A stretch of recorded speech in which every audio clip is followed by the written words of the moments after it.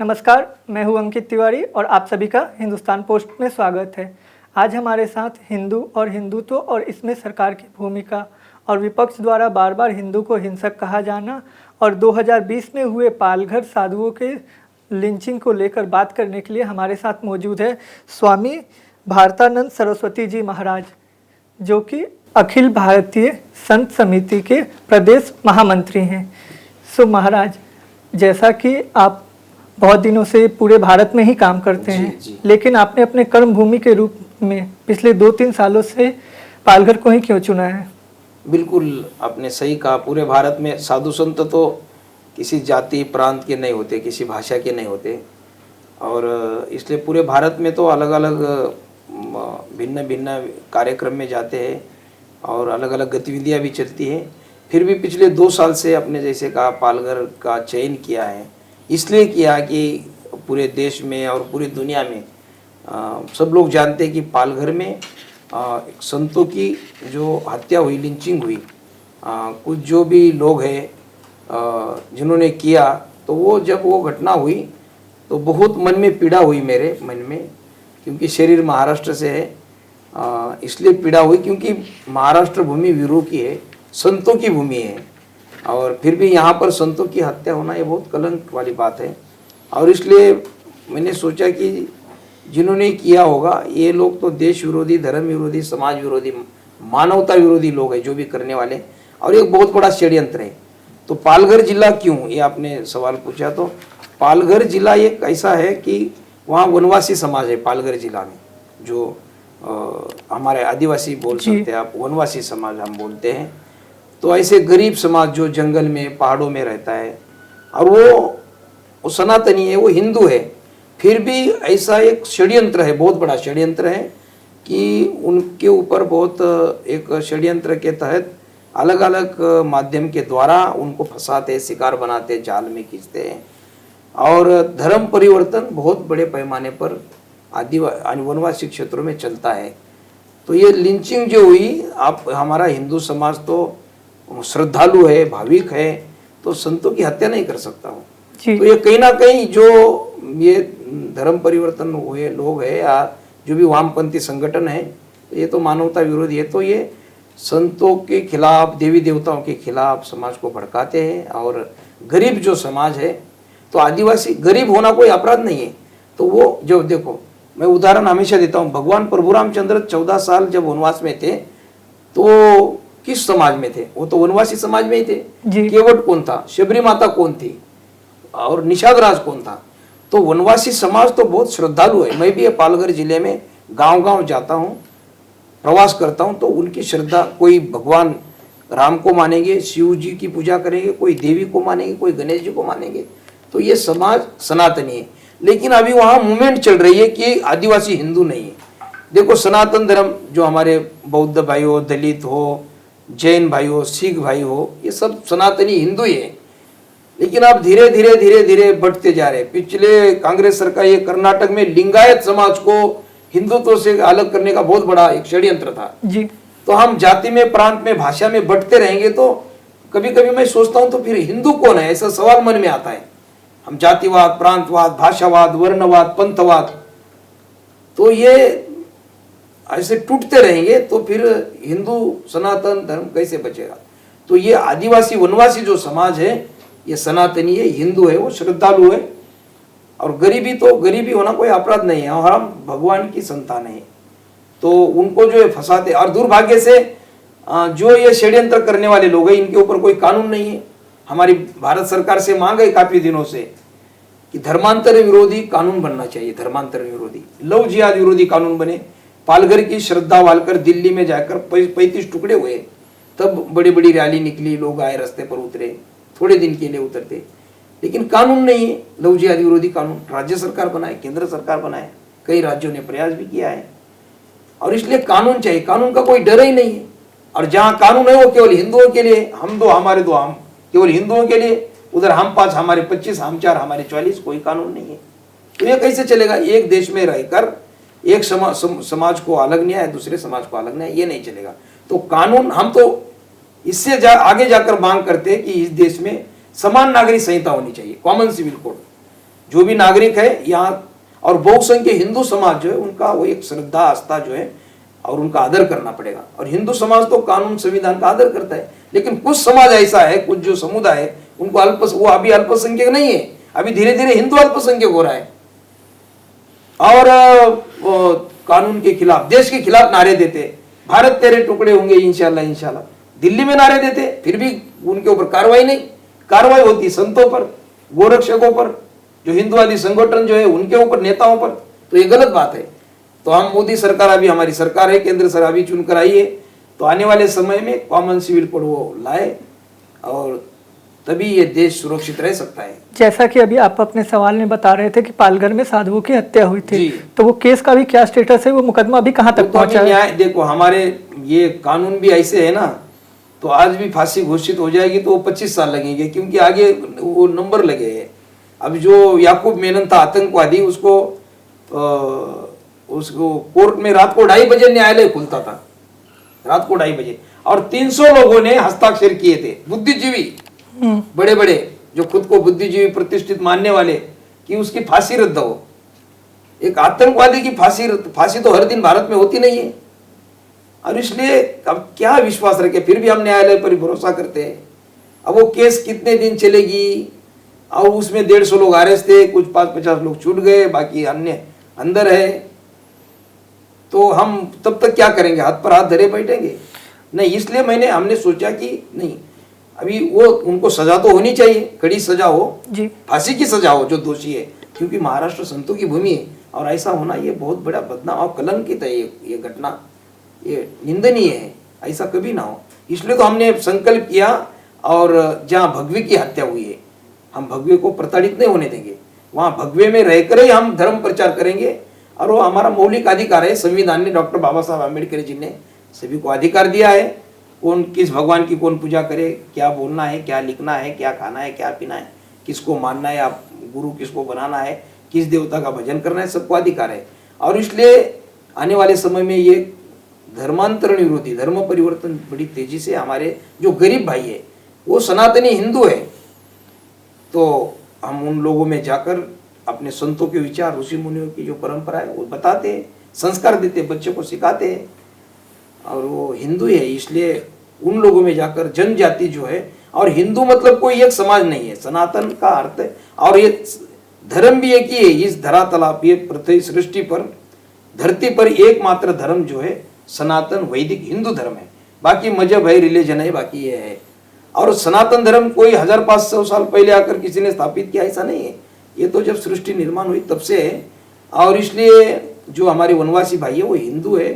अब ये जो कुछ संगठन है अंतरराष्ट्रीय षड्यंत्र, तो ये हिंदू समाज को बांटने का इनका एक बहुत बड़ा षड्यंत्र है, और जाति बिरादरी में ये झगड़े करेंगे, लगाएंगे, और इनको बाहर से पैसा भी आता है, और इसलिए बहुत बड़ी मूवमेंट चल रही है। आदिवासी समाज को ये भटका रहे, और हम भटकने नहीं देंगे। और जो हमारा साधु समाज है, संत समाज है, क्योंकि वो हमारा भाई है, वनवासी समाज।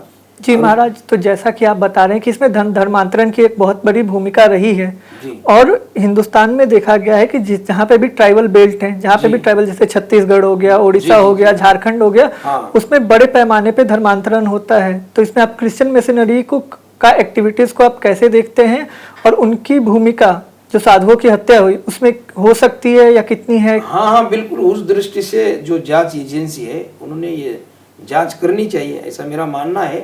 क्योंकि आपने जैसे कहा, केवल पालघर ही नहीं, जहाँ जहाँ ये आदिवासी बेल्ट है वनवासी भाइयों का, हम डांग जिला है सूरत में, वहाँ भी पूरा जिला है, और ये मध्य प्रदेश में झाबुआ है, अलीराजपुर है, और छत्तीसगढ़ है, महाराष्ट्र में भी नंदुरबार है, और ये ठाणे जिला का भी, ये तो पालघर जिला पहले ठाणे जिला ही था जी। तो कई चंद्रपुर है, तो बहुत बड़ी संख्या है। तो ये जो लोग हैं ये गरीब लोगों को देखते हैं, गरीब लोग, और कोई भूखे बेरोजगार है, कोई और शिक्षा भी नहीं है, और हमारी सरकारें वहाँ तक पहुँचती नहीं है। इनके लिए तो सुविधा सरकार में तो बजट होता है, लेकिन वहाँ तक जिसके लिए बजट है वहाँ तक पहुँचता नहीं है।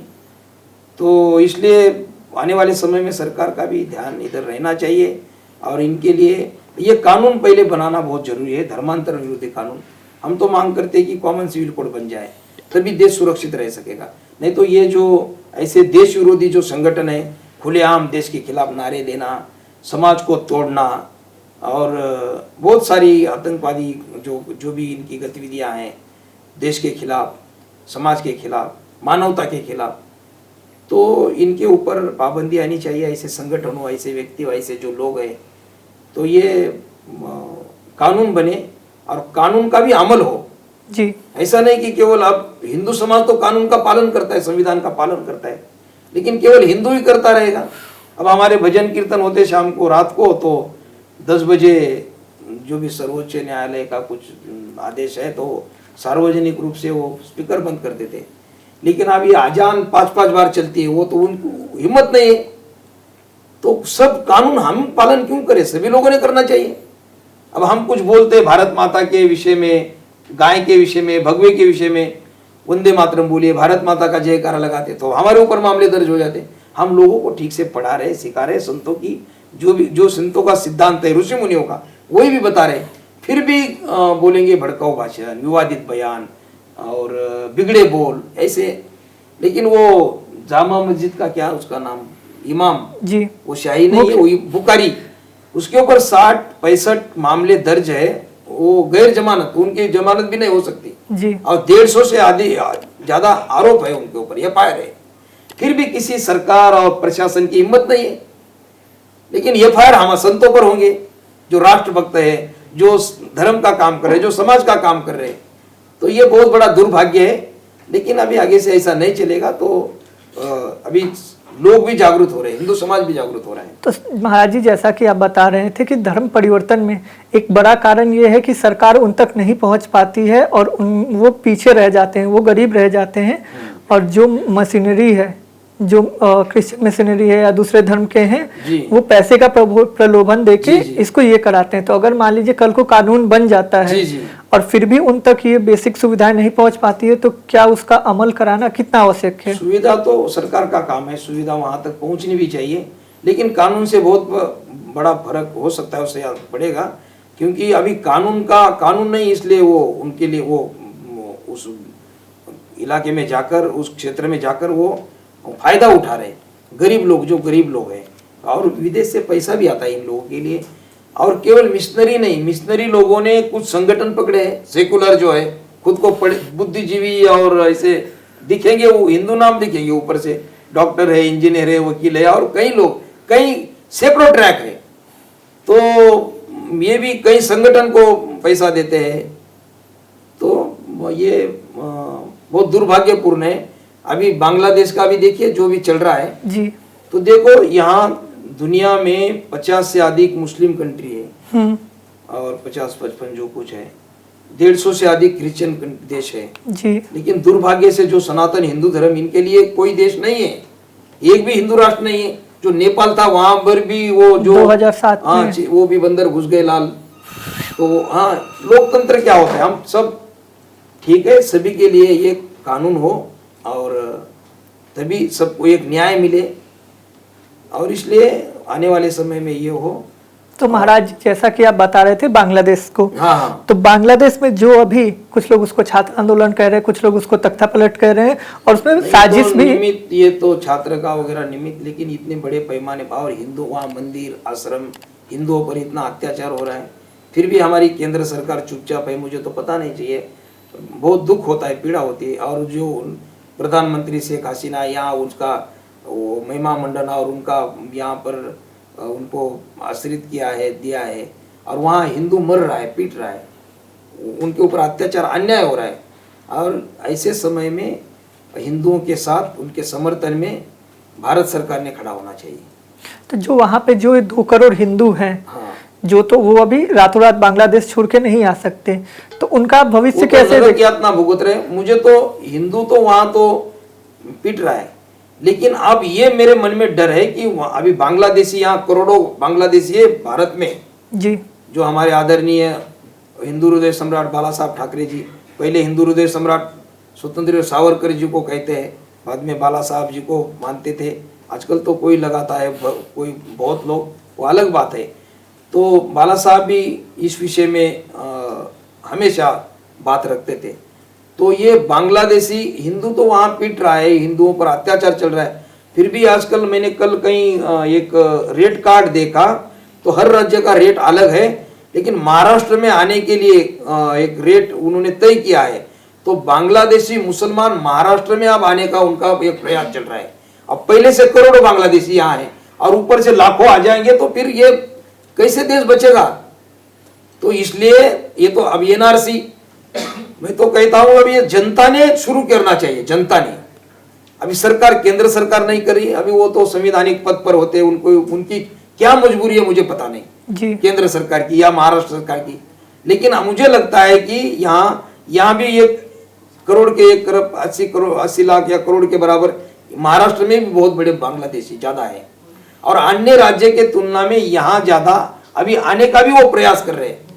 तो मैं जो भी अपने हिंदुस्तान पोस्ट के भी जो भी दर्शक है या महाराष्ट्र के लोग हो या देश के कहीं भी सरपंच हो, विधायक हो या नगर सेवक जो पार्षद हो, अपने क्षेत्र में इन्होंने तय करना चाहिए कि एक भी घुसपैठी हमने यहाँ घुसने नहीं देंगे, ये तय करना चाहिए। हिंदू राष्ट्र तो बनेगा भविष्य में, ये तो सपना है, सभी की इच्छा है, लेकिन हम हमारा गांव हिंदू राष्ट्र बनाएंगे जी। तो ये घुसपैठी जो है, देशद्रोही, आतंकवादी, जिहादी मानसिकता के लोग ये हमारे गांव में नहीं रहेंगे। सरपंच ने तय करे, सरपंच तय करे कि हमारे अनुमति के बिना यहाँ कोई नहीं आएगा, और जो पहले से आए हैं उसको भी बाहर निकालना चाहिए। तो ये अभी तो ये मुझे लगता है कि आने वाले समय में ऐसा कोई एक आंदोलन चले, और अभी प्रयास भी चल रहा है, तो आने वाले समय में सोचना ही पड़ेगा, जो देशवासी लोग हैं या महाराष्ट्र के लोग हैं इनको सोचना ही पड़ेगा, जो घुसपैठी लोग हैं लाखों करोड़ों, और फिर जाति बिरादरी में आरक्षण के लिए भी बहुत बड़े बड़े रैली निकल रही है और झगड़े चल रहे, लेकिन ये जो देशद्रोही लोग हैं ये लाखों करोड़ों लोग हैं, ये नौकरी छीन रहे हैं अपनी। आप जाति बिरादरी में झगड़े करने से अच्छा है कि ये जो जिहादी लोग हैं इनको बाहर निकालो पहले।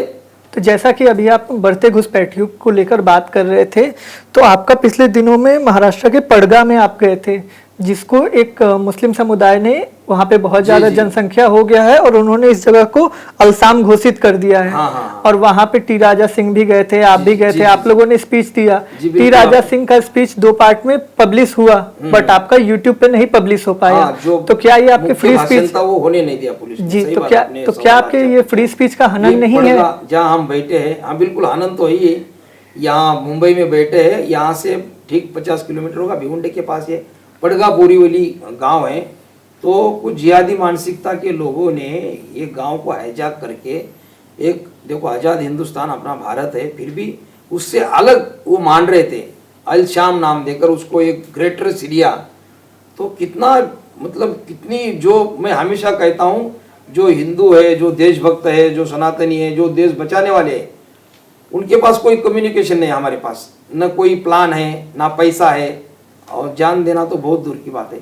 लेकिन जो देश तोड़ने वाली शक्ति है, देखो कितना उनके पास प्लान है, कम्युनिकेशन है, पैसा है, और जान भी दे, प्राण भी दे रहे।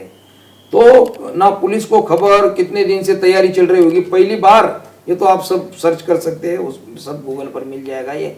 तो एनआईए ने एक दिन छापा सुबह 5 बजे 4 बजे रात सुबह दे वहाँ छापा डालकर ये सब लोगों को वहाँ डिटेक्ट पकड़ा गया। और उस गांव में आज भी पड़गा बोरीवली दोपहर 12 बजे पुलिस भी नहीं जा सकती, प्रशासन नहीं जा सकता। तो वहाँ पर हमारे संतों ने हिम्मत करके धैर्य, और वहाँ पर बड़ी सभा की, रैली की। टी राजा सिंह विधायक अपने भाग्यनगर के भी आए थे, मैं खुद गया था। तो अब इस विषय में बात करना भी मतलब अपराध हो रहा है, या इस देश में हिंदू होना ही अपराध है क्या? ऐसे कभी कभी एक मन में आता है, सवाल आता है।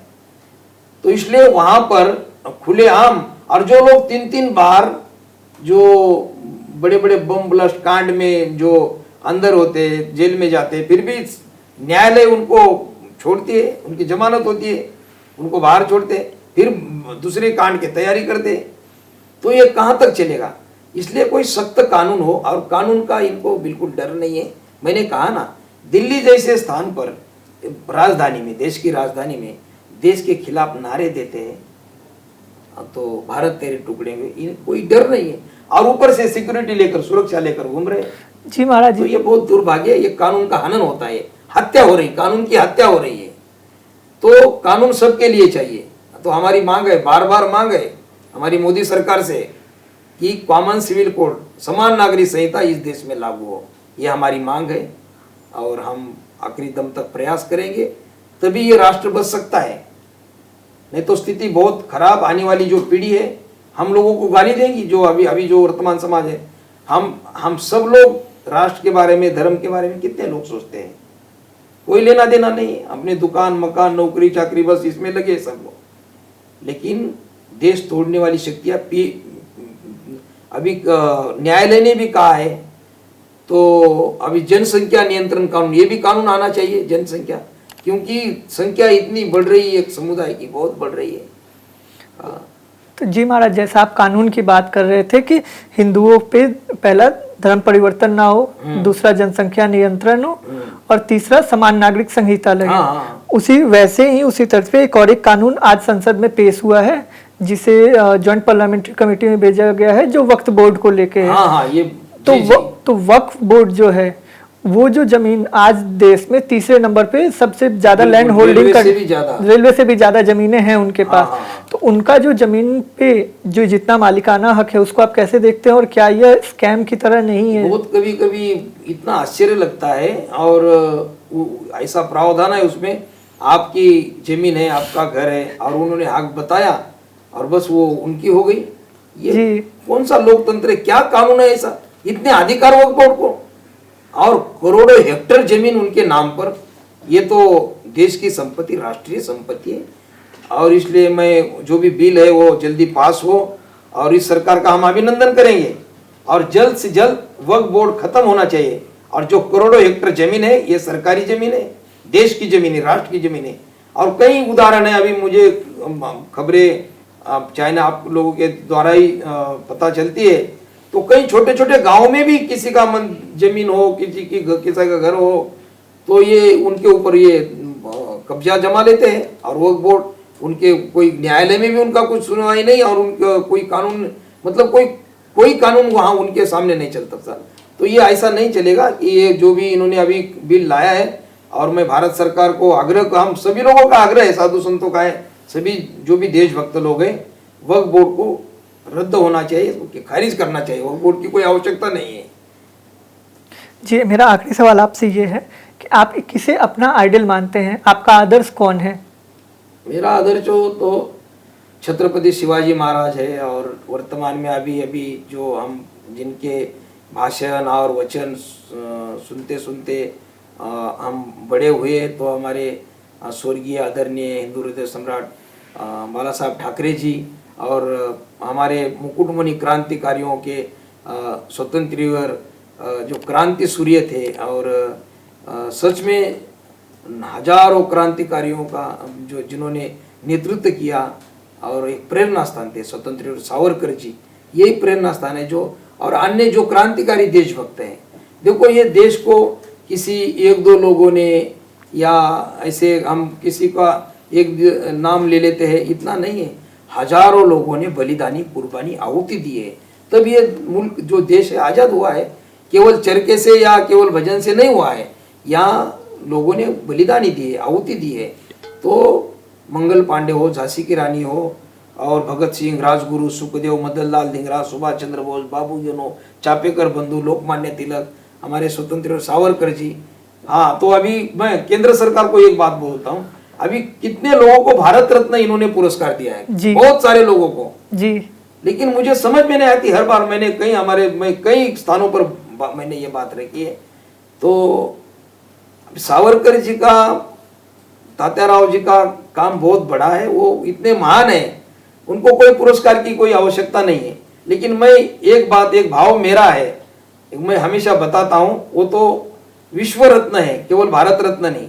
फिर भी मुझे ऐसा लगता है कि सावरकर जी को भारत रत्न सम्मान से अगर उन्होंने सम्मानित किया मरणोत्तर भारत रत्न पुरस्कार से, तो मुझे लगता है ये भारत रत्न अवार्ड जो है ये पवित्र बन जाएगा। सावरकर जी को देने के बाद ये भारत रत्न की भी ऊंचाई और उसकी प्रतिष्ठा बढ़ जाएगी। इतना महान काम किया है देश के लिए। आज जो हम स्वतंत्र हुए और इतनी यातनाएं इतनी झेली है, अब क्या बताए, इतना इतिहास उनका सब लोग जानते हैं। तो इतने क्रांतिकारी और जिन्होंने सैकड़ों देशभक्तों ने उनसे प्रेरणा ली हो, तो ऐसे महान क्रांतिकारी, उनको भारत रत्न तो बहुत एक अभी एक सर्वोच्च ये पुरस्कार है, इसलिए हम मांग करते हैं। नहीं तो ऐसे ये तो दिल में है क्रांतिकारी हमारे देशभक्त, इनके कारण हम आज है यहाँ पर।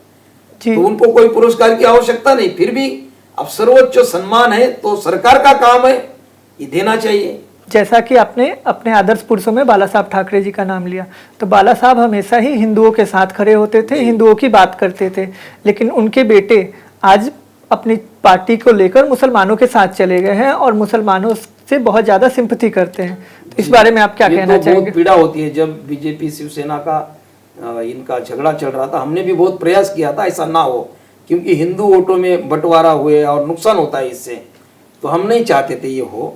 लेकिन बहुत पीड़ा होती है। उद्धव जी ने ये जो भी अभी ये नया उन्होंने समीकरण जोड़ा है, ये मुझे क्या किसी लोगों को पसंद नहीं है, क्योंकि बाला साहब का सिद्धांत एक सनातनी गर्व से कौम हिंदू है और उनका जो सिद्धांत था उसी सिद्धांत पर उद्धव जी ने चलना चाहिए, इसे हमारे सभी लोगों की मांग है।